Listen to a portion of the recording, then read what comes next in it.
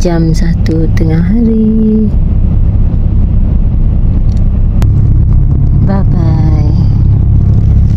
Hari ni balik, minggu depan Zu datang lagi sebab minggu depan Zu nak ke Sabah.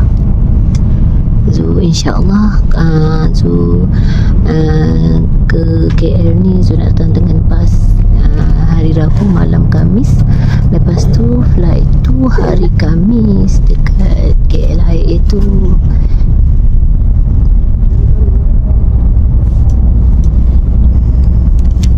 Semoga Allah selamatkan perjalanan kami, insya-Allah, amin.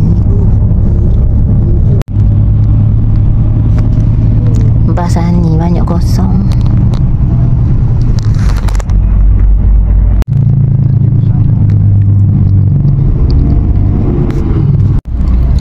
Masjid Usamah bin Zaid.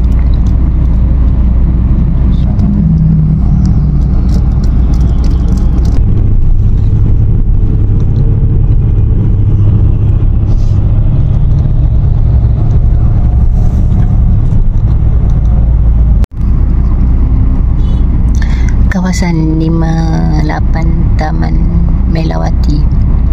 58 ke 5B? Confused tulisan dia tu.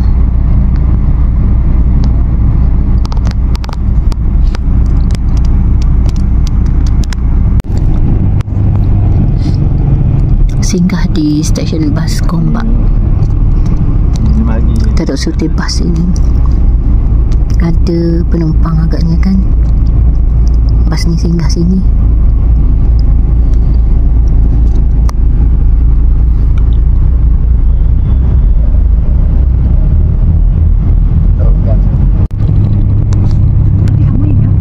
Okey, jom pulang.